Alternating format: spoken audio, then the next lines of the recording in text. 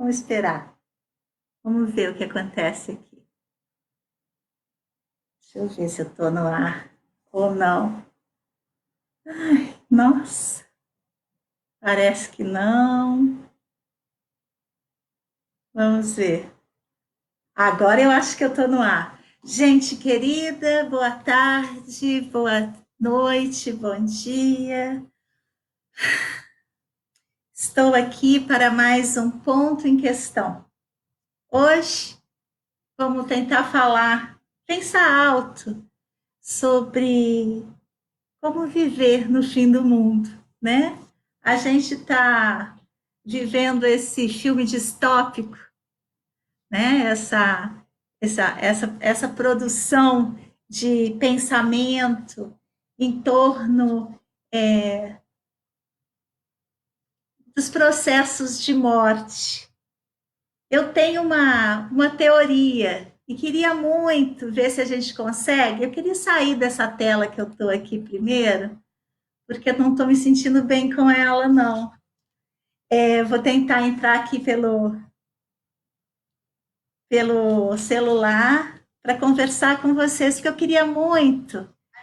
Ah, deu, vai dar. Eu queria muito que a gente conversasse hoje. Eu trouxe algumas coisas, né? Porque eu tenho visto nos comentários sobre essa época que a gente está vivendo, especialmente em relação à pandemia, eu tenho visto muita prepotência, às vezes megalomania, né? Às vezes essa onipotência de achar que se você sorrir você está imune, o pensamento mágico que se instalou, né? Várias pessoas me mandam ah, textos de pensamento mágico, né? De achar que se você fizer isso ou aquilo, você vai estar imune. Não, gente, ninguém está imune, ninguém está predestinado também. É um vírus, só isso, né? Também eu tenho visto cada vez mais acirrado fanatismo, né? Pessoas que trazem todo aquele seu sistema de crenças e que com isso usam o seu sistema de crenças como uma arma contra o outro. Você não faz assim, você não pensa assim, então você precisa ser penitenciado, né? E a gente está vendo que muitas vezes o vírus não obedece ao nosso sistema de crenças, né? A outra coisa que a gente tem visto são muitas teorias da conspiração. O fato é que tudo isso que passa por nós, né? Tudo isso que passa por nós são virtualidades. Então, eu tenho uma tese, eu vou trabalhar nessa tese,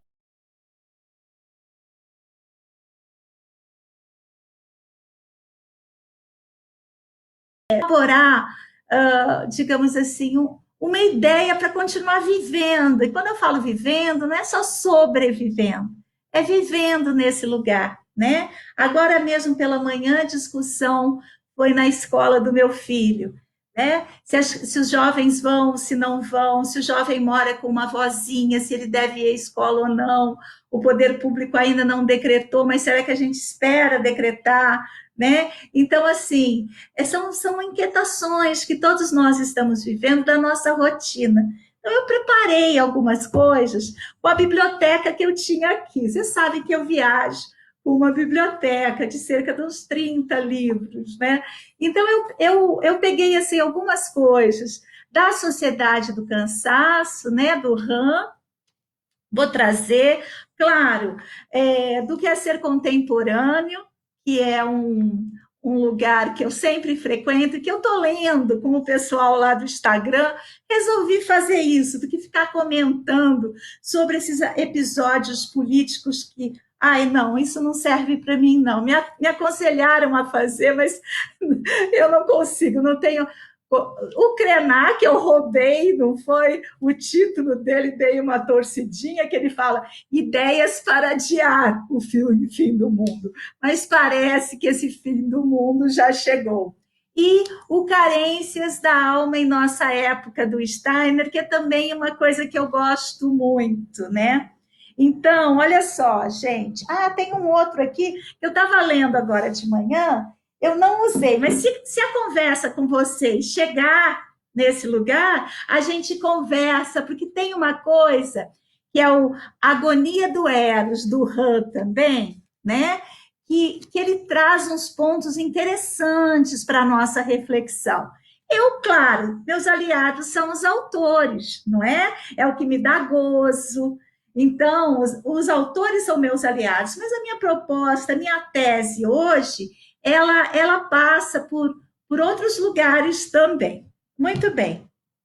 Então, eu vou começar com eu não sei se com vocês tem acontecido, mas eu tenho passado por muitas mensagens de pessoas dizendo assim: olha, agora a gente tem uma chance, né? Uma chance de transformar esse mundo que a gente está vivendo. Eu não sei se eu acredito nisso, mas o que eu quero trazer agora é uma coisa mais emergencial. Como a gente se socorre nesse lugar, pensando no coletivo, mas agindo também individualmente para a manutenção da saúde, não tanto física, mas mental. Eu pensei isso, fiquei pensando, né, gente? Era para eu ter falado esse assunto na quinta-feira, mas não consegui entrar no ar, então agora eu estou entrando.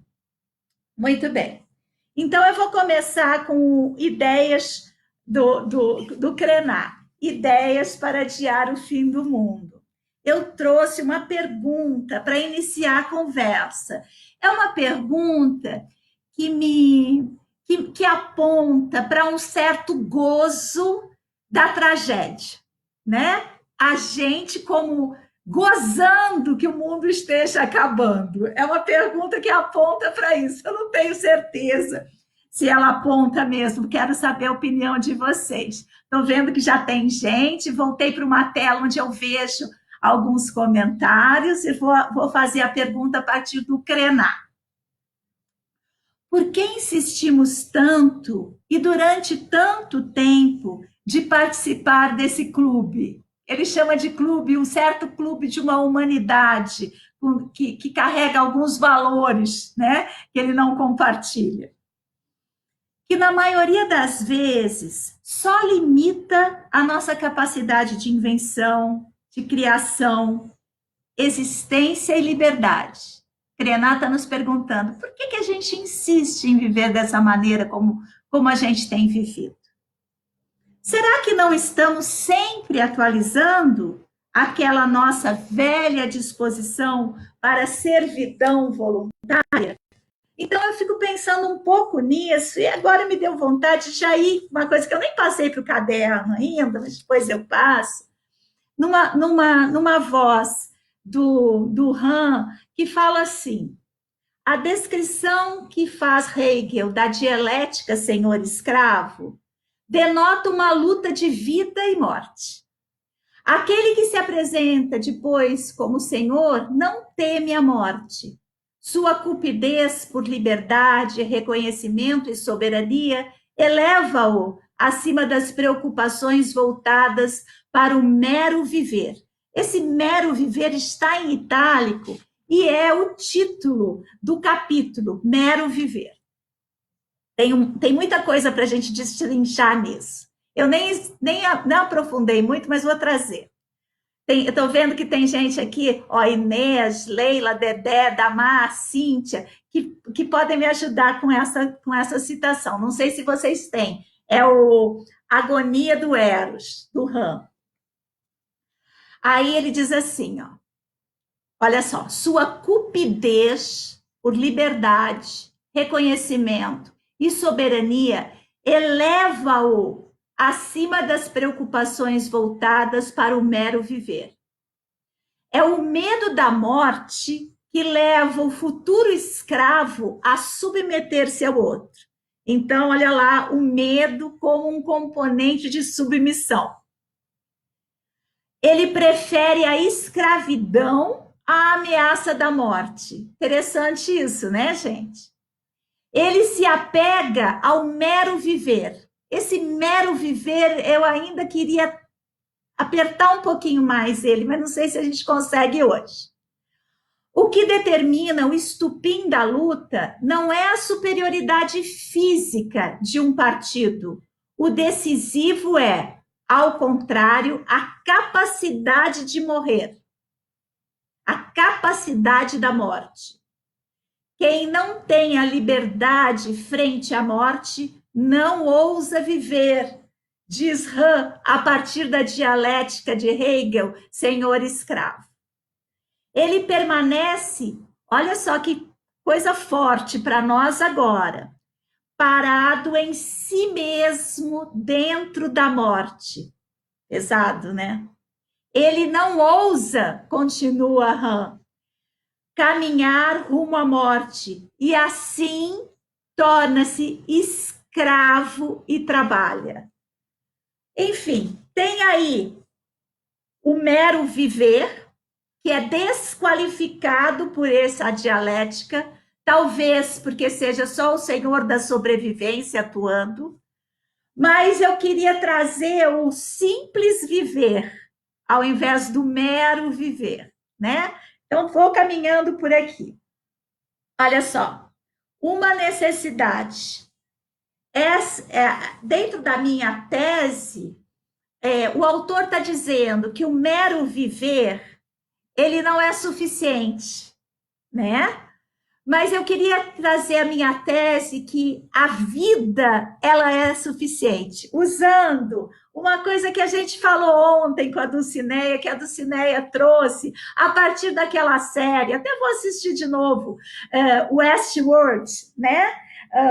Que é o real é insubstituível, a vida é insubstituível. E por enquanto, entre as pessoas que eu conheço, entre todas as pessoas que eu conheço, e mesmo aquelas que eu não conheço, nós ainda estamos com essa morte virtualizada, né? Então, a vida, ela ainda está premente. Pode ser que aconteça, né? A questão é como que a gente vai acolher essa morte também. Muito bem. Então, olha só. Vou trazer. Tem muita gente dizendo que a gente tem uma chance. Vou trazer uma chance que vem a partir da Sociedade do Cansaço. Outro livro bem interessante. Não sei se para hoje. Não sei se a gente tem que cutucar mais ainda, né? Talvez sim, para alguns. Que é esse, A Sociedade do Cansaço, do Han também. Ele tem vários livrinhos, eu tenho, acho que praticamente todos, vários livrinhos assim, mas ele tem um anterior, que é a psicopolítica, que eu acho que esse é bem interessante da gente olhar. Muito bem. Então, diz assim ele: precisamos de uma nova forma de vida, uma nova narrativa, donde possa surgir uma nova época, um outro tempo vital, uma forma de vida que nos resgata da estagnação espasmódica, diz o Han. Então, a minha teoria é assim. Tudo bem, na virtualidade da coisa, né? A gente está cercado de medo e morte. Já falamos aqui de outros medos, que não é só da contaminação, né? Tem gente passando também aqueles textos, esse medo da contaminação, de não abraçar, de não beijar, é muito difícil, que isso vai nos afastando do humano, né? Então, a gente tem todos esses medos constituídos perto de nós. Mas a minha teoria é que se a gente focar hoje, em determinados processos do vivo, a gente já pode atenuar essa angústia de viver no sentido assim, de afirmar a vida, mesmo com os perigos, né? Eu não sei se eu fui clara, mas vou continuando. Aí, olha só. Então, diz assim, a Inês, olha lá, nunca li esse autor, mas entendo que um mero viver cabe naquele modo de vida de aceitar qualquer trabalho que lhe pague o suficiente, que dê para pagar suas contas, mas que não lhe satisfaz como ser. Então, mas a gente fala, né, Inês, a partir de um lugar de privilégio, porque a maioria das pessoas mesmo não tem essa escolha. Mas eu entendo. A questão é que, mesmo quando a gente não tem uma escolha, talvez a gente consiga permear com vida o pior, né? Claro, a gente tem esse recorte de classe aqui que não dá para a gente ultrapassar. A gente não sabe o que é viver é, desse mero viver, né? Do que aceitar ter que vender a sua força de trabalho. Hoje mesmo estava lendo, deixa eu pegar. Hoje mesmo eu estava lendo sobre isso aqui no Safak. E aí ele dizia assim, ó, olha só como a gente está, ele está falando sobre alienação do trabalho. Assim como na religião, a autoatividade da fantasia humana, do cérebro e do coração humanos atua independentemente do indivíduo e sobre ele. Isto é, como uma atividade estranha, divina ou diabólica. Assim também a atividade do trabalhador não é sua autoatividade. Bonito isso, né, Marx? Ela pertence a outro e é a perda de si mesmo. Então, lá na filosofia da liberdade, Steiner também tem, né? Quando uma força motriz externa me move, eu posso estar realizando tudo, menos a mim mesma. Né? Claro, tem isso, né? Mas a gente não está aqui para julgar quem é obrigado a fazer isso. Né? A gente está tentando localizar como que nesse mero viver a gente ainda consegue encontrar uma potência de vida. Se só nos restar esse viver pode ser ainda muito. Deixa eu ver o que a Leila está falando. Nesta citação do Agonia, fiquei pensando na busca humana pela homeostase, pelo equilíbrio. E isso, para mim, sempre significou morte, parado em si mesmo, morto. Eu percebo isso também, que a alma do intelecto, a gente já falou aqui, né, das almas, que a humanidade, enquanto dava ênfase, estava na ênfase da alma do intelecto, ela tinha gozo por tudo aquilo que entrava em acordo, em equilíbrio, que não tinha contradição, não tinha paradoxo, não é? Então, isso era quase uma pulsão de morte, né? Ela quer uma coesão, uma coerência, ela quer que nada saia do lugar. E para isso eu trouxe uma citação, pensando nesse sentimento de normalidade, né, de equilíbrio, eu trouxe uma citação da Groove aqui no Que é Ser Contemporâneo. Então, nessa citação, ela diz assim, ela está contando que ela foi viajar e que tinha turbulência. Então ela fala: espero, e ela não gosta de turbulência, ela queria que fosse um voo tranquilo.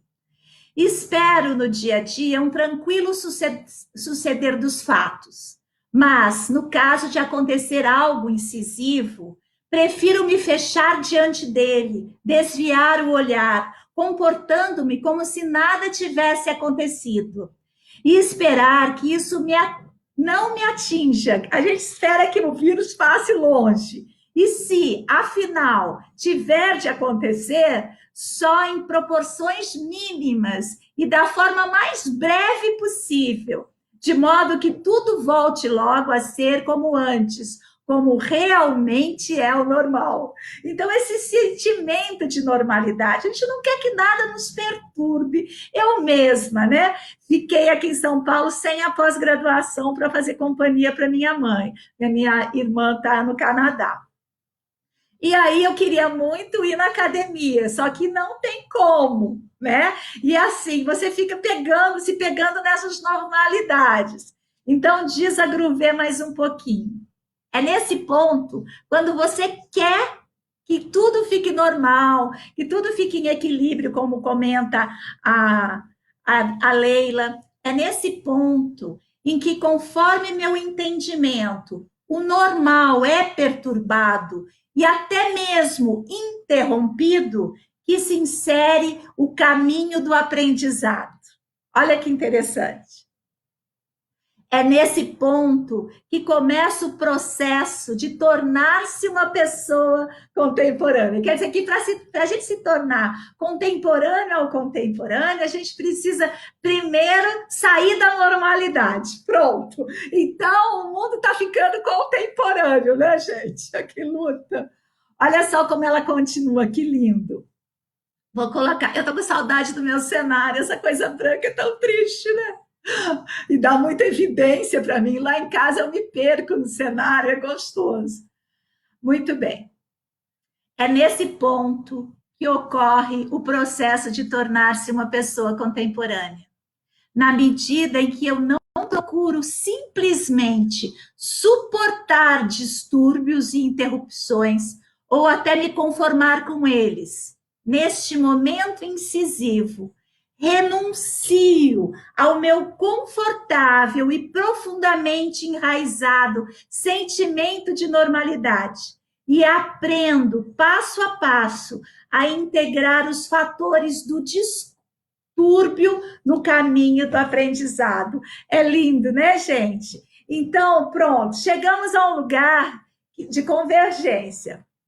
Nesse lugar de que, se eu estou incomodada, né? Eu tenho uma chance. Muito bem. Uma chance para produzir, como diz o Han, um outro tempo vital, um outro tempo de vida. Vamos ver quem mais falou aqui. Olha, muita gente, será que eu dou conta? Ó, a Leila também fala assim, e também me questiono, de qual vida real estamos falando? Será que vale mesmo para todos? A gente já conversou nisso também. Mas a vida real de cada um, né? De cada um. É evidente que se você está massacrado pelo cotidiano e não tem nem sequer um tempo para a produção da sua vida mesmo, isso se torna mais dificultado. Mas, claro, a gente está aqui desde o começo falando, a gente está falando o nosso recorte de classe, né, gente? A gente está tentando encontrar porque senão também fica um pensamento imobilizador. Ah, mas tem gente que não tem nem o que comer. Pronto, então não tem mais nada para a gente fazer aqui. Né? Se a gente vai para esse lugar, a gente não pode falar mais nada, fazer mais nada. Por quê? Porque quando a gente usa como argumento, ah, mas tem gente que está passando fome, né? Ou tem gente que não tem escolha, a gente fica paralisado, porque realmente tem. Tem gente que não pode fazer nada, tem gente que não tem escolha, né? Então a gente precisa, olha que paradoxal, manter a consciência nessas pessoas que não têm nada, que estão passando fome, que não têm assistência de saúde, que não têm nada, e ao mesmo tempo continuar produzindo uma vida aqui, né? A gente não pode paralisar de tal maneira que essa vida que a gente produza consiga atuar direta ou indiretamente também para as outras pessoas. Essa é a vontade, essa é a vocação. Vou ler mais um pouco aqui, ó. A Diana falando, parece que o mundo está precisando de uma quarentena, uma quaresma forçada. Eu não sei, viu, Diana? Às vezes fico pensando que sim, às vezes fico pensando que não, mas não é nesse mérito que eu estou querendo. Uns vão aproveitar, outros não. Claro, né, gente? Tudo é assim, né? Vamos em frente. Cíntia está falando, acredito que é sempre buscando o simples, no nosso pequeno mundo, para assim alimentarmos nossa vida em tempos de morte tão próxima. Vou tentar entrar por esse negócio do simples e do pequeno mundo logo, logo. A Vera falando, me parece que temos necessidade de caminhar, estar sempre em processo. Isso né? Essa mobilização. A Diana respondendo aqui, a sociedade não era assim há 200 anos atrás, e assim não será daqui a 100 anos. Eu não entendi muito bem o seu comentário, mas a gente nunca era do mesmo jeito, né, gente? mas algumas coisas, alguns modos de proceder parecem que continuam os mesmos, né? A parada só vale para o impulso do próximo passo. Perfeito. Refletir a partir do nosso recorte, crítica e consciência, produzir vida, jamais parar. Vou avançar um pouco aqui. Eu quero trazer uma coisa bem operacional para a gente, já está passando o tempo, mas é isso, tá bom. Por o caso, a gente aumenta um pouquinho. Olha só. Talvez. Olha, vem. O fim do mundo, talvez, seja uma breve interrupção de um estado de prazer extasiante que a gente não quer perder.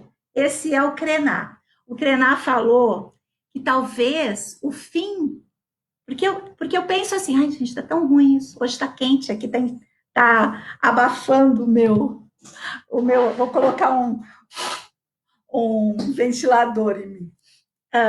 Que o fim do mundo, ele é, o fim de um mundo não é o fim do mundo. Isso a gente tem que ter bem claro, né?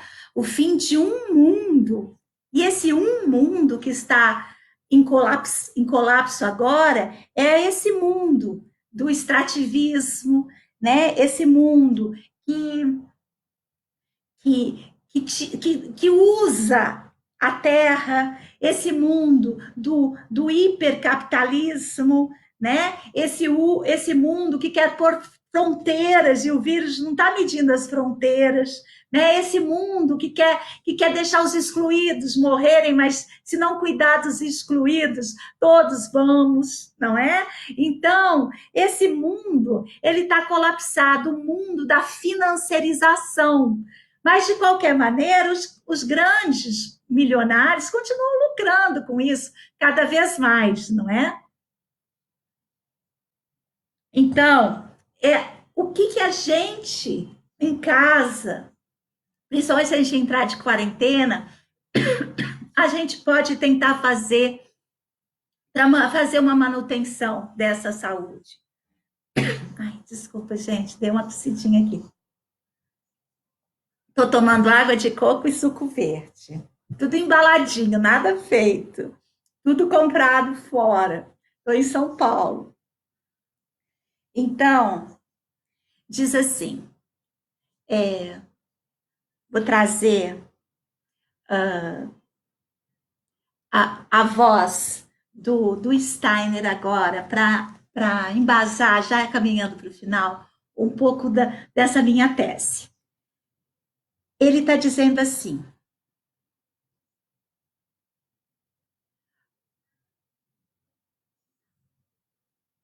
o que pode ser divulgado de forma compreensível são descrições positivas. Atenção, tá bom? Um pouco difícil.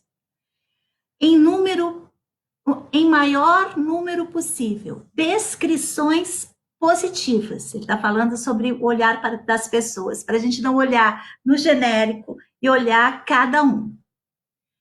De como os seres humanos realmente se desenvolvem. Uma espécie de história natural da evolução humana de cada indivíduo.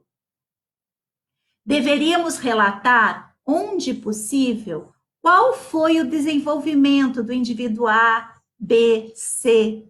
Observar amorosamente como se processa o desenvolvimento de uma pessoa à nossa frente. Ele está falando de pessoas, mas eu queria ampliar. E hoje foi muito sincrônico, porque lá no grupo das alunas da pós-graduação em artes manuais para terapias, a Cláudia Danza, que é uma aluna nossa, ela disse, cansei de me focar na morte. Coloquei para germinar feijão, grão de bico e mais alguma coisa que eu não me lembro agora. Três leguminosas ela colocou para germinar. Vamos ver se eu acho aqui. Ai, nossa, quanta gente já falei hoje. Bem, deixa. 3 leguminosas. Então, como que a gente pode criar, eu não digo um antídoto, mas um lugar de fortalecimento do vivo? Primeiro, descrever. Esse real, viu, Leila? Esse real. Descrever a xícara, descrever a planta que brota, descrever a pessoa à minha frente. Tentar, digamos assim, me preencher de realidade. De realidade, sem ficar nesses questionamentos sobre o real que a psicologia faz, que a filosofia faz. Não, o real do senso comum, o real da caneca, né? Aí vai vir alguém e fala assim, mas a caneca só existe. Não, essa canequinha aqui, no mero viver, tá bem? No mero viver, começando da minha corporeidade. O que eu estou sentindo no meu corpo? Né? Eu estou incomodada, por exemplo, agora, porque eu estou aqui no ar, num cenário que não é meu, e o meu óculos está embaçando, o que fica uma coisa ruim para eu enxergar, né? Então, pronto. Então, como é que eu posso entrar num conforto? Posso colocar um ventilador mais perto de mim, né? Posso ler um pouco, posso mudar de cena.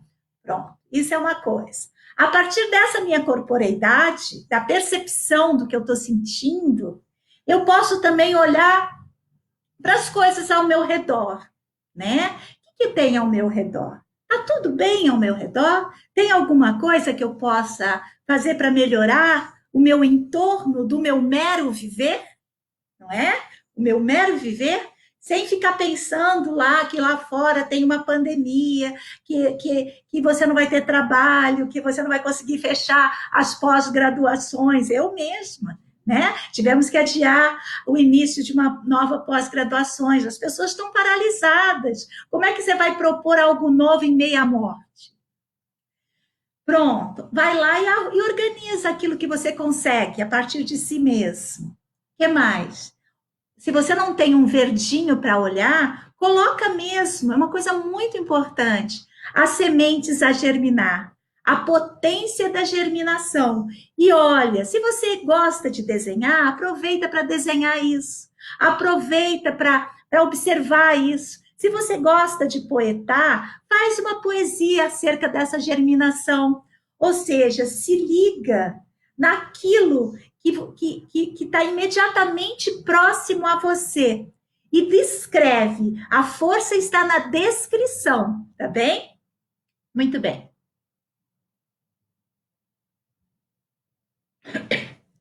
Quem está com crianças por perto? É uma riqueza. Como que essa criança está se mexendo, o que, que ela está fazendo, como que ela está olhando, né? Isso tudo se deixa permear por essa força da criança, né? Então, esse real insubstituível, ele pode nos ajudar ao enfrentamento desse massacre, dessas bombas semióticas que a cada dia chegam até nós, né? Especialmente agora que talvez a gente tenha que ir para o confinamento, né? Então, o confinamento, eu li uma coisa linda sobre o tédio hoje. Aproveite o confinamento, né? Para mergulhar no real. Porque boa parte da nossa vida ela é virtualizada e os nossos problemas também. Claro, pessoas como eu, que se não trabalharem, não vão estar sossegadas em casa, porque não vão ter os proventos, elas têm um problema a mais, né? Nós temos um problema a mais. Como que a gente vai viver se a gente não trabalhar? Porque a gente não tem apoio governamental, a gente não tem um trabalho, não tem uma rede de apoio, não é? Então, claro, é mais difícil para quem está nessas situações extremas, mas para quem tem uma renda, para quem está sustentado pelo universo na sua vida cotidiana, aproveita esse momento para se fortalecer. Vou terminar de ler a citação do Steiner e já ler os comentários. Diz assim ele: o que se necessita, olha que lindo, é um estudo da vida, a vontade de conhecer a vida e não programas, pois o programa teórico é o inimigo da nossa época. né? Então, a minha teoria aqui, para a gente viver esses tempos que virão e que talvez se prolonguem, né? A gente tem que encontrar dentro do nosso cotidiano forças para olhar para o real. O real é esse, tá, Leila? Esse realzinho aqui. O realzinho da banana que eu estou vendo à minha frente, da granola que eu estou vendo ali, do mel que eu estou vendo ali em cima da mesa. Né? Esse real, isso, para você entrar em relação direta com, com a sua percepção, com a sua corporalidade, com os seus sentidos nesse real. Isso é a minha sugestão para a manutenção da nossa fertilidade anímica. Vou ler os últimos comentários para a gente encerrar. Muito bem, olha lá. A Minda, último comentário que eu vou ler. Olha, Nina, estou no mero viver aqui em Portugal. Pois então, hoje fiz a sopa como nunca tinha feito. Escovei as gatas, plantei minhas suculentas, com todo o tempo presente. Eu acho que é isso, Minda. Obrigada pelo seu comentário. Eu acho que o tempo presente estendido talvez seja, né, nos nossos confinamentos, o lugar de produção de vida, para contrapor a essa pulsão de morte que quer se apoderar desse nosso planeta. A Inês, para terminar, amo esse livrinho do Steiner, tirar nossas forças da vida real, da arte, de estarmos presentes em tudo que fazemos. Então, gente, eu volto amanhã lá de casa, nem sei como é que está o cenário por lá, né? Eu volto amanhã, vou sair daqui a pouco, daqui de São Paulo, vou pegar a estrada, viajar minhas 8, 9, 10 horas, a depender do movimento e da minha condição física, e vou chegar em casa hoje à noite, amanhã, ao meio-dia, estarei aqui. Esse foi o ponto em questão, também faz parte da temática do Quaresma Detox. Nós estamos no 19º dia aqui no ar, né? Então, amanhã eu volto para o 20º dia da Quaresma Detox. E volto com quem? Volto com Ludmara Zimmermann, nossa nutricionista, que vem falar. Nem separei aqui o que ela vem falar. Deixa eu ver se eu acho. Nossa, quanto tempo, né, gente, que a gente está conversando por aqui. Deixa eu achar do que vem falar. Amanhã é 16 de março. Então, ela vem falar um pouco o que é entendendo o que é fome e plenitude. Acho que é isso que ela vem falar. Tá bom? Então, até amanhã, gente. Obrigada, viu? Olha só, vamos pensar um pouco sobre esse mero viver? Eu vou ler um pouco mais sobre isso. Quem sabe o nosso próximo ponto em questão a gente possa marcar também, vai ser na quinta-feira que vem, para conversar sobre esses preconceitos do mero viver, sobre como no mero viver é possível ser também soberano e não só escravo. Tá bem? Então, um beijo grande para vocês. Torçam por mim que vou pegar a estrada. Deixa eu ver como é que eu encerro aqui. Tchau, até amanhã, gente. Meio-dia.